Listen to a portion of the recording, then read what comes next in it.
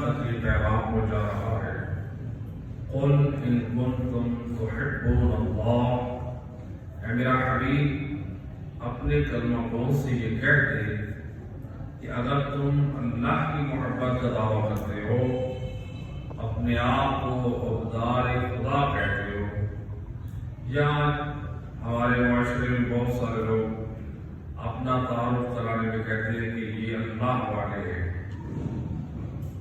چاہے وہ بہت سارے اللہ والے اپنے آپ کو ایسے بھی کہلواتے ہیں جن کی لائف میں، زندگی میں نہ نماز ہے نہ واجبات ہے، لوگوں میں ان کی شہرت ہے، اللہ والے، لیکن اللہ قرآن میں فرما رہا ہے، اے میرا حبیب یہ دنیا میں جتنے بھی اپنے آپ کو اللہ والے کہلوائے یا عبدار الہی کے دعوے دار ہو، ان سے کہہ دو تمہارا یہ دعوے حب الہی اس وقت تک ثابت نہیں ہو سکتا جب تک اس دعوے کا تمہارے دامن میں کوئی پروف نہیں۔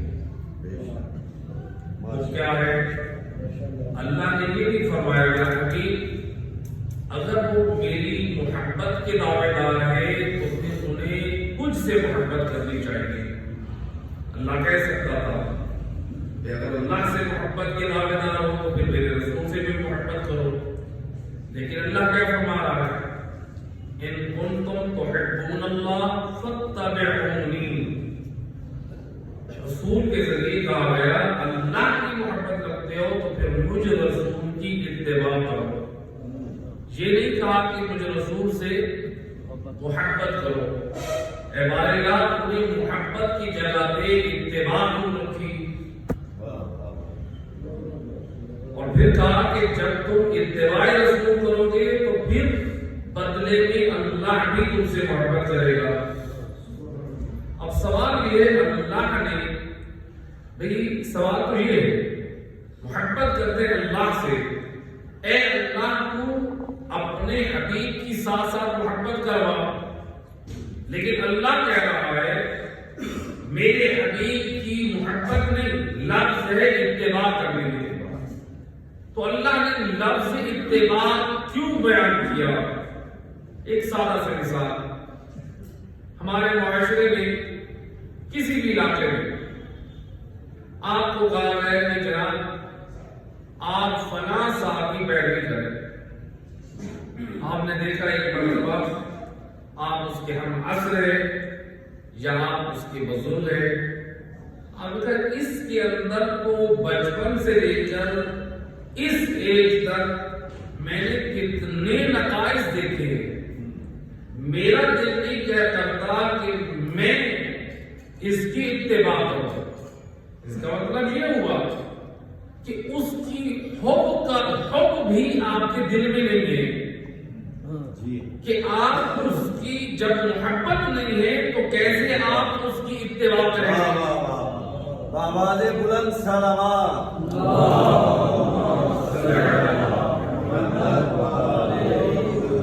تو جب حب نہیں ہے تو اتباع نہیں ہے، لیکن اللہ جس ہستی کی اتباع کرا رہا ہے اس کا کردار اتنا پاک ہے، اس کا کردار اتنا اعلیٰ ہے، فقط کلمہ وہ نہیں، جو کفار تھے، مشرکین تھے، وہ اس رسول کو صادق و امین کہتے تھے۔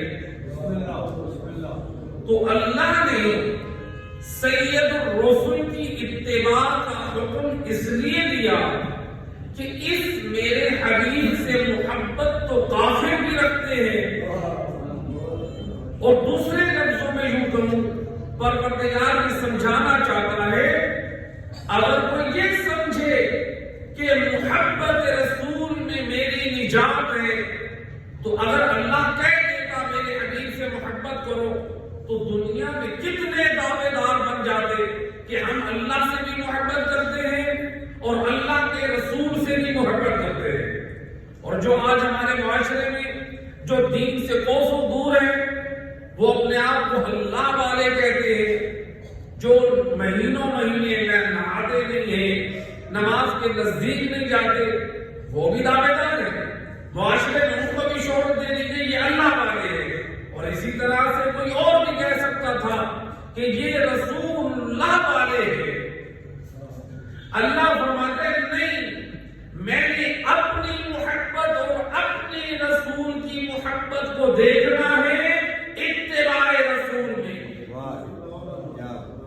تو اتباع ہو نہیں سکتی جب تک دل میں محبت نہ ہو،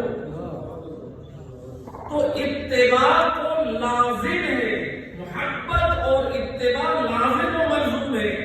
جس طرح سورج سے اس کی روشنی جدا نہیں ہے، اسی طرح اتباع رسول سے حب رسول بھی جدا نہیں ہے۔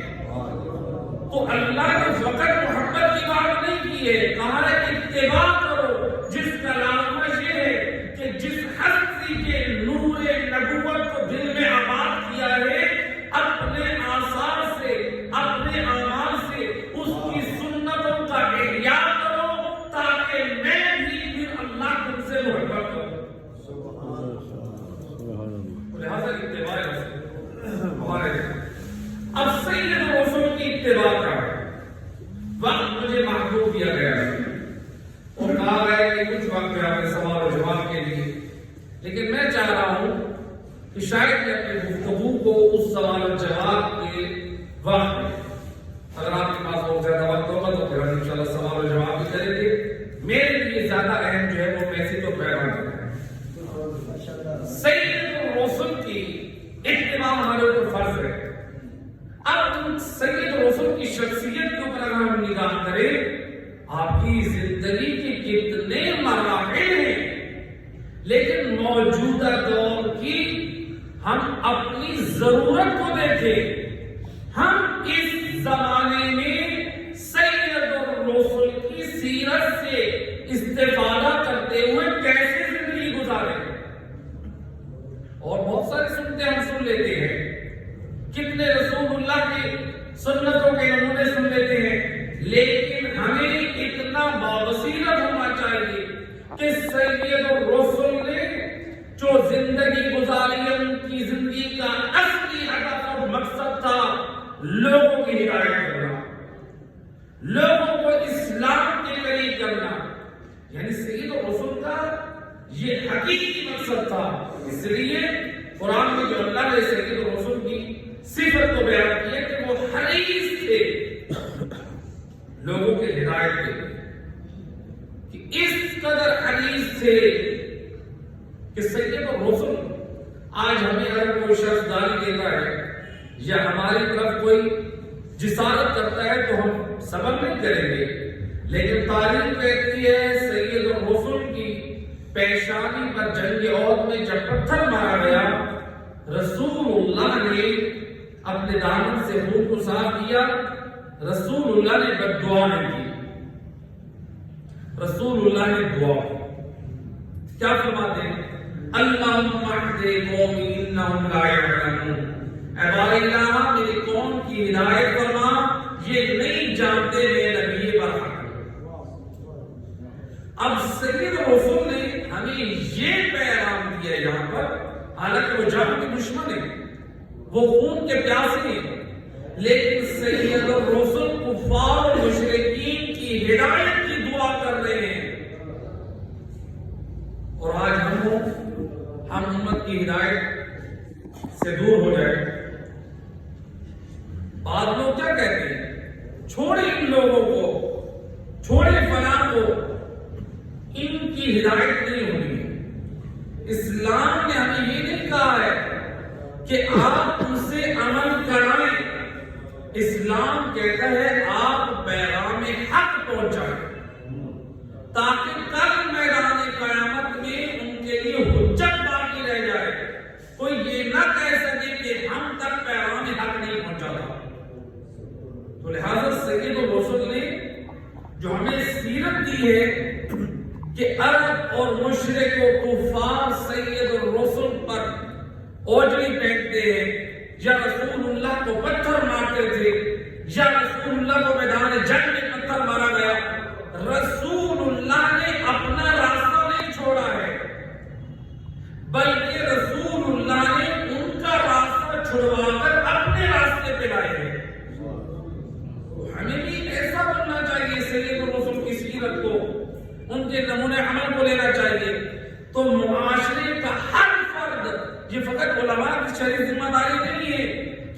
نمبر پر آئیں اور امر بالمعروف اور نہی عن المنکر انجام دیں، بلکہ فقہاء اور آیت اللہ سیستانی فرماتے ہیں ہر زمانے میں، چاہے وہ ڈاکٹرز ہوں، چاہے وہ انجینئرز ہوں، چاہے وہ ٹھیلے والے ہوں، چاہے وہ دکاندار ہوں، چاہے کسی بھی شعبے سے تعلق رکھتا ہے، اگر وہ دیکھے امر بالمعروف اور نہی عن المنکر کی شرائط پائی جا رہی ہیں، وہ لوگوں کو واجبات کی طرف دعوت دے سکتا ہے، واجب ہے اس پر، وہ لوگوں کو حرام سے روک سکتا ہے کہ واجب ہے، اس انتظار میں نہ رہے کہ کوئی عالم دین آئے گا تو یہ اس کا فریضہ ہے اور ہمارا کوئی شرعی فریضہ نہیں ہے۔ تو سید الرسل کی ہم سیرت طیبہ کو دیکھیں، اس کے لیے ہمیں ایک بہترین حکمت عملی کو اپنانا پڑے گا جو سید الرسل نے اپنایا۔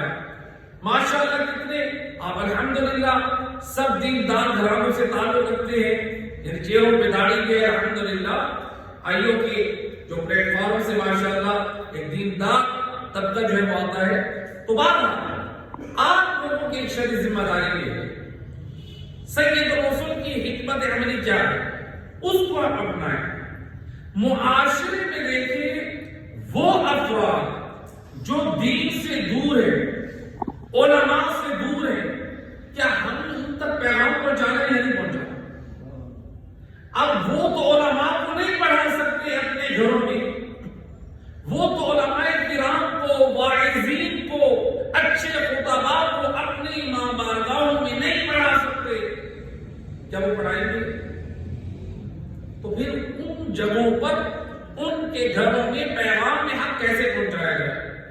تو اس کے لیے ہمیں وہ حکمت عملی اختیار کرنی پڑے گی جو سید الرسل نے اپنے خزانہ اخلاق سے دیا ہے۔ وہ کیا ہے؟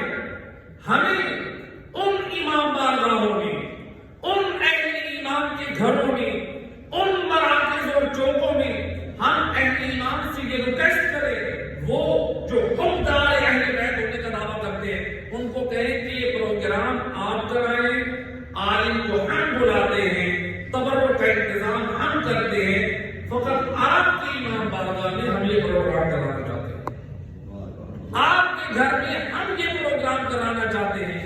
اس توسط سے جب وہ یہ دیکھیں گے، ابھی میں نے مثال نہیں دی ہے لیکن مثال جب دوں گا تو سید الرسل کا میں چاہتا ہوں کہ یہ مثال دینے کے بعد سید الرسل کا وہ عمل ہمارے نمونہ عمل بن جائے۔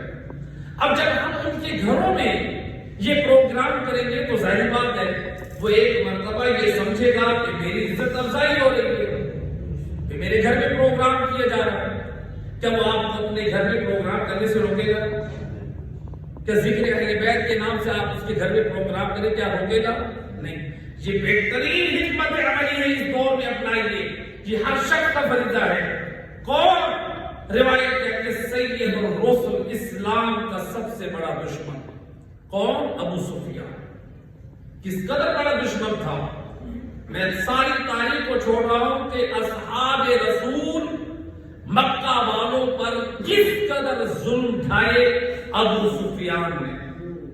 آگ کے پتھروں کو آگ پہ گرم کیا جاتا، ان پتھروں پر اصحاب رسول کو لٹایا جاتا، جس کی وجہ سے تاریخ کہتی ہے ان کے بدنوں پہ چھالے پڑ جاتے، ان کے بدن جل جاتے۔ جب سید الرسل کو ایک صحابی نے کہا یا نبی اللہ یہ میرے ساتھ ہوا ہے، تو سید الرسل بھی اس کو تسلی دے رہے ہیں کہ تو اسلام کا قبول کر کے اس مصیبت میں صبر کر۔ یعنی اس قدر مظالم ڈھائے جا رہے تھے مکہ میں جو اہل اسلام تھے، جو مسلمان تھے۔ اب رسول اللہ نے ایسی تدبیر نکالی کہ کسی طرح سے مکہ میں جو مشرکین ہیں، جو کفار ہیں، یہ کسی طرح سے دائرہ اسلام میں آ جائیں اور مسلمانوں کے لیے جو مشاکل ہیں، جو مصیبتیں ہیں وہ کم ہو جائیں۔ اب وہ کیا تھا؟ کوئی پورا واقعہ صلح حدیبیہ کا جب وہ توڑا گیا تو جس کے نتیجے میں سید الرسل نے فتح مکہ کے لیے 10,000 کا لشکر مکہ میں لے کر آئے۔ جب 10,000 کا لشکر دیکھا ابو سفیان تک یہ خبر پہنچی تو سید الرسول کے خیمے میں آیا، حضرت عباس کے ذریعے سے وسیلے سے رسول اللہ سے پناہ لینے کے لیے آیا۔ دوبارہ میں اختصار کروں، یہ تاریخ میرا بیان کرنے کا مقصد نہیں ہے، میں اپنی مطلب کی طرف آتا ہوں۔ بالآخر وہ جب مکہ میں پہنچا، رسول اللہ نے اعلان کر دیا۔ بعض اصحاب نے کہا یا نبی اللہ، یہ ابو سفیان یہ شہرت اور یہ رتبہ چاہتا ہے، یہ قریش کا سردار ہے۔ تو اب سید الرسول بڑے حکیم امت تھے، جس کی حکمتوں کا اعلان اللہ قرآن میں فرمایا۔ سید الرسول نے کیا کہا، کیا اعلان کیا؟ فرماتے وہ ابو سفیان جس کے گھر میں بیٹھ کر اسلام کے خلاف سازش ہوتی تھی، وہ ابو سفیان جس کے گھر سے مسلمانوں کے لیے سازش کے پروگرام رچائے جاتے تھے، مسلمانوں کے مراکز کی توہین کی جاتی تھی، جس کے گھر جو تھا مرکز فتنہ تھا، جس کا گھر مقام شرارت اور جنگ تھی۔ لیکن سید الرسول نے کیا فرمایا؟ فرماتے ہیں کہ جو شخص ابو سفیان کے گھر میں پناہ لے لے وہ امن میں رہے گا۔ اب سید الرسول نے کیا کیا؟ دشمن جو آج تک مسلمانوں کا دشمن ہے، جو آج تک اسلام کا دشمن ہے، سید الرسول کی بصیرت کو دیکھیں، ان کی حکمت کو دیکھیں، دیکھا کہ مسلمانوں کے حقوق کو بھی محفوظ رکھا جا سکتا ہے، اسلام کو بھی تحفظ دیا جا سکتا ہے، اور لوگوں کو دار اسلام بھی لایا جا سکتا ہے۔ اس کا طریقہ یہ ہے، اور یہ ہے شہرت کا تعلق، تو کیوں نہ اس کے گھر کو مقام امن قرار دیا جائے تاکہ مسلمانوں کے حقوق بھی محفوظ رہ جائیں، اور اس کے گھر سے اسلام کے خلاف بھی کوئی سازش نہ اٹھے۔ اور جو آج تک ابو سفیان کی وجہ سے مسلمانوں کے خلاف آگے آتے تھے، جب سید الرسول نے یہ فرمایا، تاریخ کہتی ہے اس کے بعد وہ لوگ حیران پریشان ہو گئے۔ آج تک تو ہم مسلمانوں کے خلاف سازش کرتے تھے اسی گھر میں بیٹھ کر، اب ان کو یہ سوچی کہ ہم اپنی اگر جان بچائیں، مسلمانوں کا 10,000 کا لشکر آ رہا ہے، تو کیوں نہ ہم بھی تو کہیں اور تو نہیں جائیں گے، تو کیوں نہ جب ابو سفیان نے اعلان کر دیا ہے، جو ابو سفیان کے چیلے تھے، کیوں نہ ہم بھی ابو سفیان کے گھر میں جا کے پناہ لیں۔ اگر کل کو ابو سفیان ہم پر اعتراض کرے تو ہم کہہ سکتے ہیں ہم نے تو تیرے گھر میں آ کے اپنے اسلام کا اظہار کیا، اور جو مسلمان اپنے اسلام کے اظہار سے خوف زدہ ہو رہے تھے وہ بھی ابو سفیان کے گھر میں آ گئے۔ تو جس کی وجہ سے کیا ہوا، اسلام کو مسلمانوں کو ایک تقویت دی۔ تو لہذا سید الرسول نے ایک ایسا حکمت کا ایسا نمونہ پیش کیا کہ آپ اپنے زمانے میں جو لوگ اسلام سے، جو لوگ دین سے، جو لوگ حاضیان برحق سے دور ہیں، آپ ان کے گھروں کو مرکز قرار دیں، اور پھر انہی کے گھروں کے ذریعے سے اسلام اور اسلام کی تعلیمات کو آپ عام کریں۔ ماشاءاللہ۔ اور یہ ایسے ہم کر سکتے ہیں اگر آپ اہل بیت کی مجلس کے حوالے سے، جو ان کے درس کے حوالے سے، آپ ان لوگوں سے جو حقدار اہل بیت ہونے کا دعویٰ کرتے ہیں، آپ ان کے گھروں میں پروگرام رکھیں، ہرگز منع نہیں کریں گے، اس لیے کہ وہ ان کے اندر یہ خوف لائے گئے کہ یہ کیسے ہو سکتا ہے ذکر اہل بیت سے ہو۔ تو لہذا یہ ہم کر سکتے ہیں، صلوات پڑھتے ہیں اللهم صل على محمد وآل محمد وعجل فرجهم۔ تو لہذا سید الرسول کی یہ سیرت کا ایک بہترین نمونہ ہے، یہ ہم میں سے ہر شخص کو یہ اپنانا چاہیے۔ موجودہ دور میں یہ ہماری زبردستی ذمہ داری ہے۔ اگر کوئی چاہتا ہے لوگوں تک زیادہ سے زیادہ پیغام حق پہنچے، اگر کوئی چاہتا ہے جن گھروں میں، جن قبیلوں میں ہدایت نہیں ہے، علماء نہیں ہے، ان کو علماء کی اگر ہم قریب کر سکتے ہیں تو وہ یہی وہ طریقہ ہے۔ دوسرا، سید الرسول کے اخلاق اور ان کی سیرت کا ایک نمونہ وہ کیا ہے؟ سید الرسول کو کہ ہم ان کے اخلاقی نمونے پر تو توجہ رہتی ہے کہ آپ بڑے کریم اخلاق کے مالک تھے، آپ بڑے درگزر رکھنے والے تھے، لیکن اس کے ساتھ ساتھ ہمیں تاریخ میں رسول اللہ کا ایک اور ایسا کردار ملا ہے، تو اس کردار کو اور دوسرے کردار کو سامنے رکھ کے دیکھیں، رسول اللہ نے یہ دو کردار پیش کیے۔ رسول کی سیرت میں فقط دو کردار، کون سے؟ اگر ہم اس کردار رسول پر عمل کر لیں تو پوری دنیا میں اخلاق رسول کی ہم عملی تفسیر کو بیان کر سکتے ہیں۔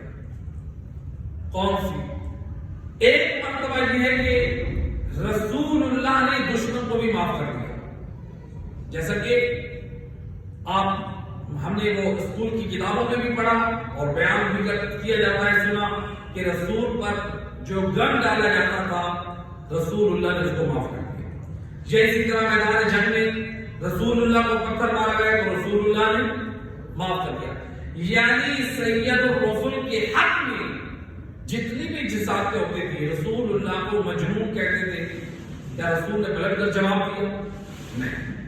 رسول اللہ کو شاعر کہتے تھے، کیا رسول اللہ نے جواب دیا؟ نہیں۔ رسول اللہ کو گالیاں گلوچ دی جاتی، کیا رسول اللہ نے پلٹ کر کبھی جواب دیا؟ نہیں۔ سید الرسل معاف کرتے تھے، اتنا حلم تھا، اتنا صبر تھا رسول اللہ کے اندر۔ تو ہمیں یہاں سے یہ معلوم ہوا جب سید الرسل کی ذات پر حملہ ہوا ہے تو رسول اللہ نے معاف کر دیا۔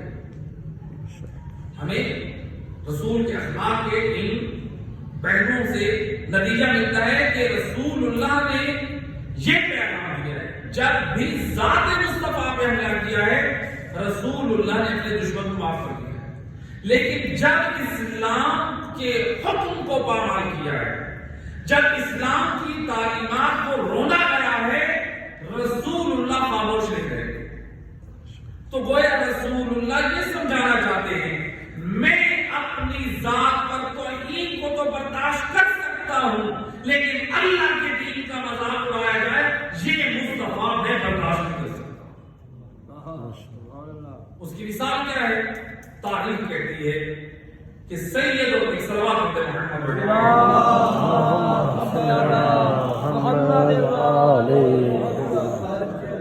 تاریخ کہتی ہے مکہ، فتح مکہ، جو بھی ہم نے فتح مکہ پر ایک ہمیں رسول اللہ کی سیرت میں مناظر، دوسرا فتح مکہ۔ ایک قریش کی خاتون نے چوری کی، اب شہادتوں کی موجودگی میں اس کی حد مقرر ہوئی کہ اس کے ہاتھ کی انگلیاں کاٹی جائیں۔ قریش کے بڑے بڑے سردار ایمان ہوئے، یا نبی اللہ، یا رسول اللہ، یہ قریش کی خاتون ہے، یہ ہماری نام کٹ جائے گی، ہماری عزت کا سوال ہے، اس کا ہاتھ نہ کاٹا جائے۔ روایت کے جملے ہیں، جب بڑے بڑے لوگ ایمان ہوئے، سید الرسل اپنے مقام سے اٹھ کھڑے ہوئے، آپ کا چہرہ مبارک غصے سے سرخ تھا اور آپ نے قریش اور تمام لوگوں کے سامنے خطبہ دیا۔ خطبہ دینے کے بعد فرماتے ہیں کہ میں اللہ کے دین کا مذاق اڑایا جائے اور میں خاموش نہیں رہ سکتا۔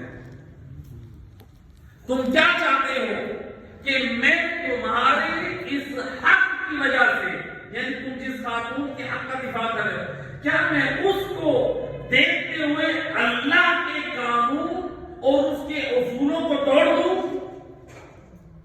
تو سید الرسل کی سیرت سے ہمیں یہ نمونہ ملا کہ جب ان کی ذات پر حملہ ہوا رسول اللہ نے معاف کر دیا۔ تو وہ رسول اللہ نے سمجھایا مومن کی شان یہ ہے، کلمہ گو کی شان یہ ہونی چاہیے کہ اگر تمہاری ذات پر حملہ کیا جائے تو اسے معاف کر دیں، لیکن جب دین کا مذاق اڑایا جائے، جب دین کی مخالفت کی جائے، جب دین کے بارے میں الٹ سیدھی باتیں کی جائے، خبردار اس وقت خاموش نہ رہنا۔ آج بہت سارے لوگ ایسے کہتے ہیں کہ ہاں دیکھیں ہمارے ممبروں پہ کیسی حالت ہو چکی ہے، بعض لوگ کہتے ہیں کہ نہیں بولنا نہیں چاہیے، حکمت نہیں ہے، مصلحت نہیں ہے۔ یعنی دین کا مذاق اڑا رہا ہو ایک شخص ممبر پر کھلے عام، دینی لائف کو مست کر رہا ہو، مذہب تشیعوں کے مقام کو برباد کر رہا ہو، مذہب تشیعوں کے اصول اور بنیادوں کو برباد کر رہا ہو، اور ہم خاموشی سے تماشا دیکھتے رہے۔ کیا یہ ہماری شرعی ذمہ داری نہیں ہے؟ سید الرسل نے اپنی ذاتی توہین کو برداشت کیا ہے، لیکن حکم الہی کو کمال ہوتے ہوئے رسول اللہ نے برداشت نہیں کیا۔ اور اللہ قرآن میں کیا فرما رہا ہے؟ ما اتاکم الرسول فخذوہ، رسول اللہ جو تمہیں دے وہ لے لو۔ خزانہ رسالت سے میں یہی نمونہ ملا ہے۔ جو بھی جب بھی جس وقت کو جس جگہ پر دین کا اور مذہب کا مذاق اڑائے، خبردار رسول اللہ کی سیرت پر عمل کرتے ہوئے کھڑے ہو جائیں اور اپنے مذہب کا دفاع کریں، اسلام کا دفاع کریں۔ آج دیکھ سکتے ہیں آپ سوشل میڈیا کے ذریعے سے مذہب تشیع کے اوپر کس طرح سے لوگ باتیں کر رہے ہیں۔ آج جو تشیع کے بارے میں کہا جا رہا ہے، شیعہ کافر کو کن بنیادوں پہ کہا جا رہا ہے؟ فکر کریں، غور کریں۔ ہمارے ممبر سے ایسی آوازیں پیش کی گئی ہیں، ایسی نظریات پیش کیے گئے ہیں جس کی وجہ سے دنیا والے مجبور ہوئے شیعوں کو قابل ہونے میں۔ جب ان غلط عقائد و نظریات کی رد میں ہم کھڑے نہیں ہوں گے، جب ان کو ہم نہیں روکیں گے تو ظاہری بات ہے ہمارے مذہب کی بدنامی ہوگی۔ سوال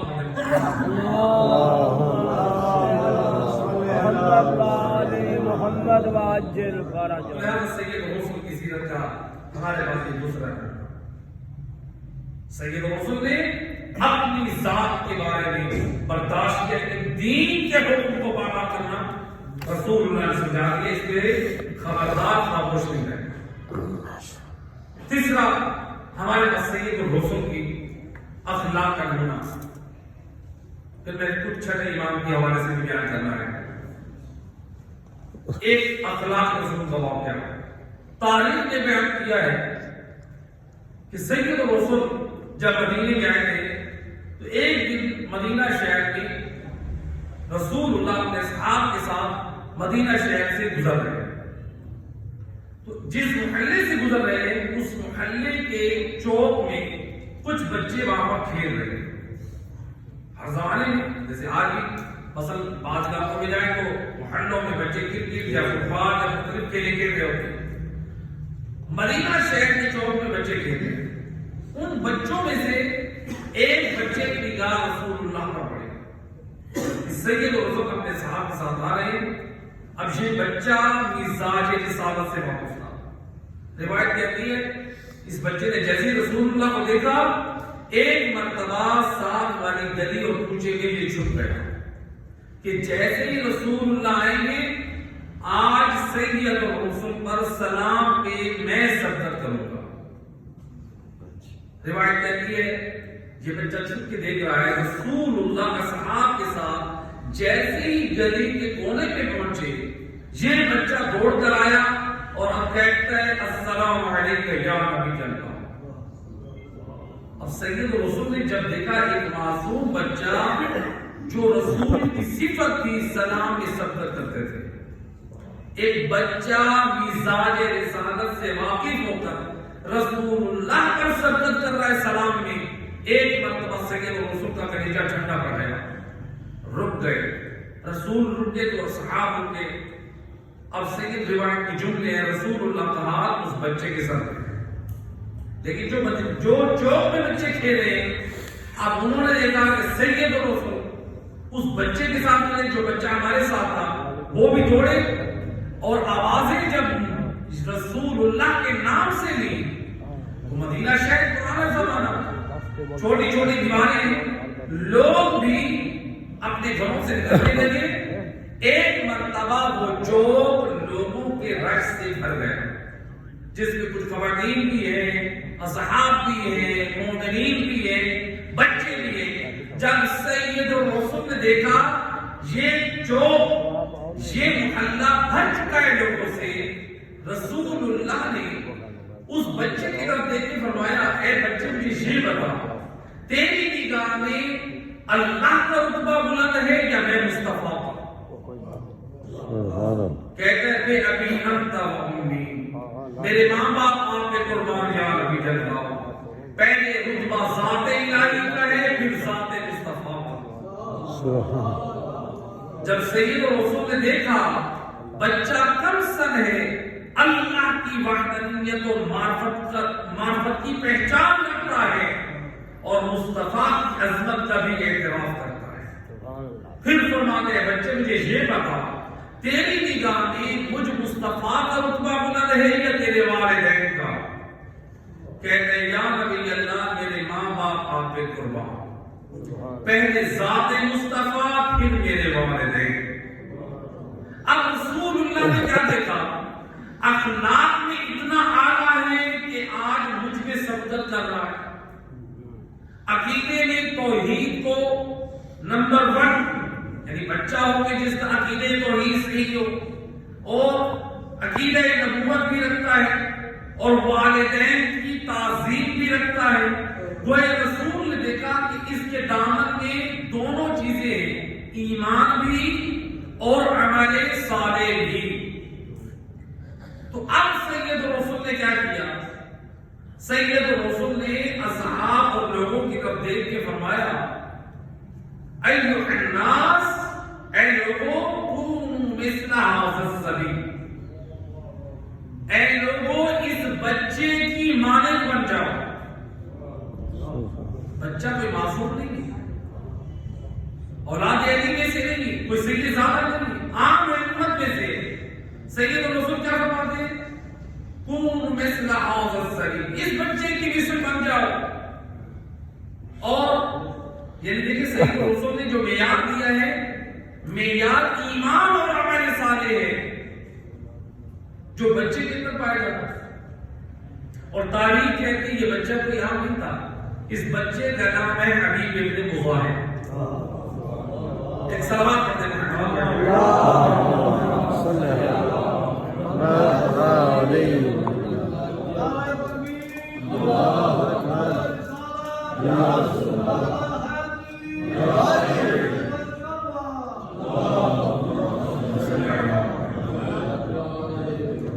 اس بچے کا نام کیا ہے؟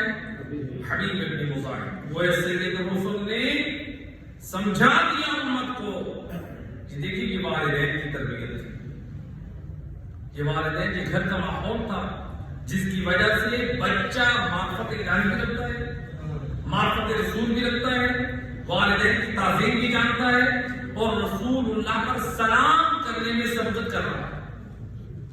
اس سلام سے ایک یاد آیا، اب سید الرسول کی سیرت میں کہ سید الرسول چھوٹا بچہ بھی دیکھتے تو کیا کہتے تھے؟ سلام میں پیر کرتے تھے۔ رسول کا سلام کیسے ہوتا تھا؟ آج ہم نے کتنے سلام کے طریقے اپنا لیے۔ رسول اللہ کیا کہتے تھے؟ السلام علیکم کہتے تھے، یا سلام علیکم۔ کیا رسول کی نگاہ میں علی نہیں تھے؟ کیا رسول اللہ نے علی کی محبت کا نہیں کہا تھا؟ آج ہم علی سے محبت زیادہ رکھتے ہیں یا رسول اللہ زیادہ رکھتے تھے؟ جب سید الرسول جو ہستی خود علی کی محبت کی طرف دعوت دے وہ سمجھا رہے خبردار میرے خزانے رسالت سے لینے تو آداب کا طریقہ فقط السلام علیکم ہے۔ اسلام کیا نہیں کرتا ہے؟ قرآن نے کیا کہا ہے؟ قرآن نے جنتیوں کی صفت بیان کی، جب ملیں گے ایک دوسرے سے کیا کہیں گے؟ سلام علیکم۔ قرآن سلام علیکم۔ تو کیا جنت میں علی والے ہوں گے یا نہیں؟ یقیناً جنت صرف علی والوں کی ہے، یہ تو ہمارا ایمان ہے۔ بغیر حب اور ولایت علی کے ہمارا کوئی عمل قابل قبول نہیں ہے، لیکن ہم اس کو اپنی نگاہ سے نہ دیکھیں، نگاہ مصطفیٰ سے دیکھیں۔ نگاہ مصطفیٰ سے ہمارا عمل ہونا چاہیے۔ اب سید الرسول علی مولا سے محبت رکھتے ہیں، رسول اللہ نے چھوڑے، ہم تاریخ کو چھوڑ رہے ہیں۔ آپ کے امام بارگاہ اور مساجد میں، آپ کے ہر پروگرام میں شروع میں کس چیز کا آغاز کیا جاتا ہے؟ تلاوت حدیث قصہ۔ قرآن بھی ہوتا ہے، اس کے بعد کیا ہوتا ہے؟ حدیث قصہ۔ تو حدیث قصہ میں آپ کو پنجتن پاک نے کیا میسج دیا ہے؟ جب پنجتن پاک ایک دوسرے سے ملتے ہیں تو السلام علیکم کرتے ہیں۔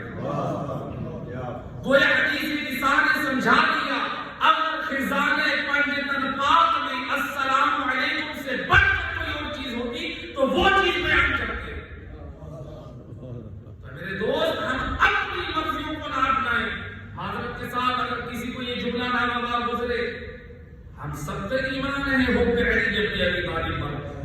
کلیجے ٹھنڈے پڑ جاتے نام علی لینے پر. لیکن ذرا غور کر, اگر ہم سلام کو چھوڑ کر اور فقط سلام میں یہ شروع کر دیں یا علی مدد, مجھے یہ بتائیں کیا کسی امام نے بھی یہ تعریف کی ہے؟ یا علی سے محبت رکھتے ہیں کہ نہیں رکھتے؟ علی کی محبت کے بغیر ہمارا گزارا نہیں ہے. لیکن یہ دیکھ کہ کیا ہمیں اہل بیت نے تعلیم دی ہے یا نہیں دی. بے شک یا علی مدد بطور وسیلہ ہمارا ایمان ہے, بے شک یا علی مدد بطور وسیلہ ہماری پہچان ہے, لیکن ہم ہر چیز کو اپنے دین کا جز نہ بنا لیں. اب ذرا تحقیق کریں کہ یا علی مدد آداب کا طریقہ کس نے سکھایا ہے؟ آپ جائیں, میٹھے ایسے سارے لوگ ماشاءاللہ نوجوان پڑھے لکھے لوگ ہیں, آپ گوگل میں بھی سرچ کریں, یوٹیوب میں بھی دیکھیں, جو اس وقت ہیں. ایک صلوات پڑھیں محمد علیہ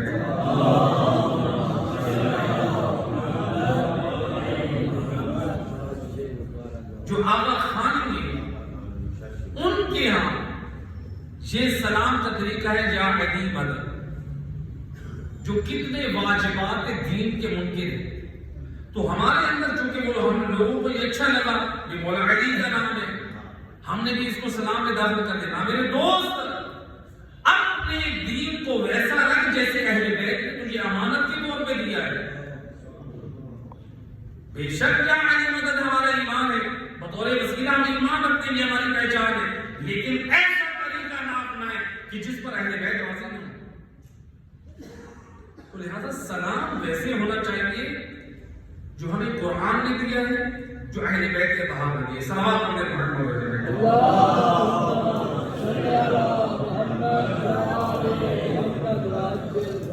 رسول اللہ کے علم کے وارث, رسول اللہ کے اخلاق کے وارث امام کیا فرماتے ہیں؟ امام کی ایک حدیث بھی اکتفا فرماتے ہیں. امام کیا فرماتے ہیں؟ امام فرماتے ہیں ان النوم اننا, ایک صلوات پڑھیں محمد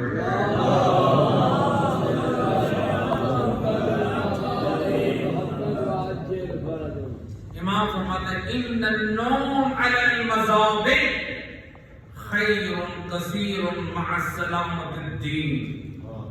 امام فرماتے ہیں اے علی ولی اللہ پڑھنے والوں, اے نور ولایت رکھنے والوں, اے دنیا والوں سنو. امام معصوم کیا فرما رہے ہیں؟ امام فرماتے ہیں گندگی کے ڈھیر پر نیند کرنا بہترین عمل ہے جب دین کی سلامتی کے ساتھ ہو جائے. کس کے ساتھ ہو جائے؟ یعنی امام فرماتے ہیں اے مخمل کے بستروں پہ سونے والے, اے لمبی گاڑیوں کو رکھ کر, اے مال و زر اور جائیدادوں کو اکٹھا کرنے والے, اگر تیرے دامن میں دین نہیں ہے, تیرے دامن میں کردار مصطفیٰ نہیں ہے, تیرے دامن میں قرآن کی تعلیمات نہیں ہے, تو پھر تیرا وجود خیر نہیں ہے. امام فرماتے ہیں گندگی کے ڈھیر پر سونا ان مخمل کے بستروں کی نسبت اگر غربت کے ساتھ ہے, گندگی کے ڈھیر پر تو سو رہا ہے, امام فرماتے ہیں میری نگاہ میں, سادے کے آل محمد کی نگاہ میں وہ نیند افضل ہے, یہ عمل خیر ہے. کب؟ جب تو سلامتی دین کے ساتھ سو رہا ہے. اپنے دین کی سلامتی کی فکر کریں. ہم اس دور میں دین کی سلامتی کب ہوگی؟ پہلے دین کی پر عمل ہوگا تو تب دین کی سلامتی کی فکر ہوگی. اس لیے اللہ نے دین پر عمل کرنے کے لیے حب رسول کی دعوت نہیں دی ہے, اللہ نے دین پر عمل کرنے کے لیے اتباع رسول کا حکم دیا ہے. اور امام علیہ الصلوۃ والسلام فرماتے ہیں اب دین کی سلامتی کے ساتھ تیرا گندگی کے ڈھیر پر سونا یہ بہترین ہے. خیر کثیر, یہ بہت بہترین ہے, بہت اچھا ہے تیرے لیے کہ تو گندگی کے ڈھیر پر سو جائے, لیکن تیرے خزانے میں دین کی سلامتی ہو. آج ہم ملک کے بستروں پہ سوئے, بڑے گھروں میں اسلام منع نہیں کرتا ہے. جو ماں رکھتا ہے بے شک, چاہے وہ حلال چیزیں بے شک رکھے, لیکن اپنے ایمان کی سلامتی کی فکر کرے. اپنے ایمان کی سلامتی کی فکر کریں. اگر ہم ایسی جگہوں پر جائیں، ایسی محافل میں جائیں، ایسے پروگراموں میں جائیں جہاں پر ہماری نسلوں تو کیا ہمارے اپنے ایمان کو بھی خطرہ ہو، کیا وہاں پر ہمارے ایمان کی سلامتی ہے؟ جہاں ہمارا ایمان رخصت ہو رہا ہے، ایمان ہمیں اپنے ایمان کی سلامتی کی فکر کر رہے ہیں. بعض لوگ کیا کہتے ہیں، اگر ہم نہیں گئے فلاں جگہ پر، ان کی جگہ پر حاضری نہیں دی تو پھر وہ کیا کریں گے؟ یعنی ہمیں لوگوں کے بارے میں تو فکر ہے کہ وہ ناراض نہ ہو جائے، یہ فکر نہیں ہے کہ میرا رب ناراض نہ ہو جائے، یہ فکر نہیں ہے کہ میرا رسول مجھے ناراض نہ ہو جائے. امام علی رضا علیہ السلام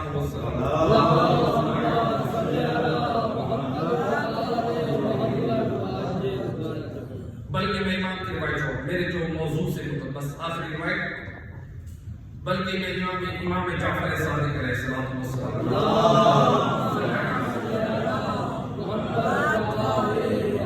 کیونکہ موضوع ہے سیرت صادق، میں آخری امام کی روایت کو چھوڑ، اگرچہ دلچسپ روایت ہے.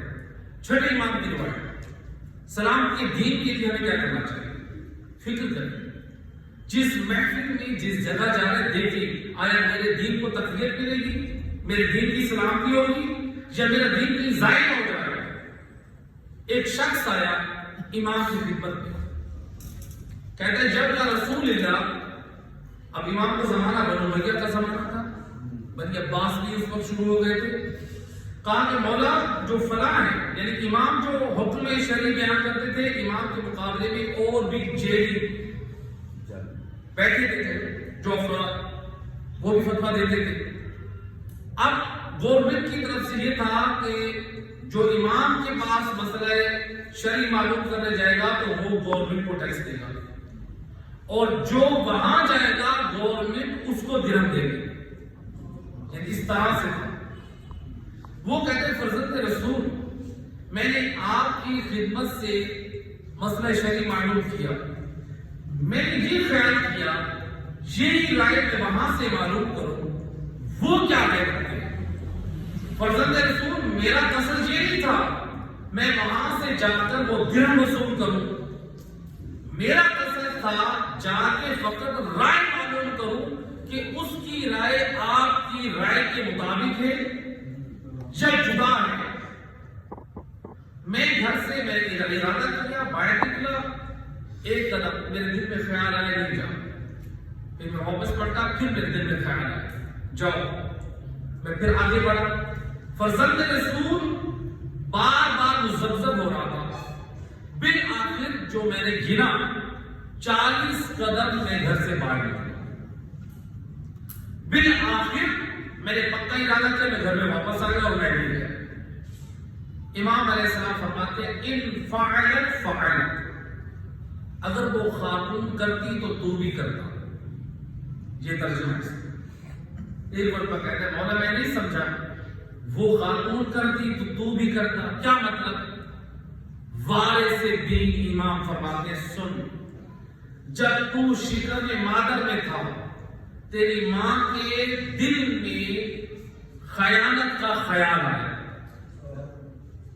اس نے ارادہ کیا کہ میں برائی کے لیے گھر سے باہر نکلوں. بار بار پلٹتی ہے. ایک سوال کرتے ہیں محمد رضی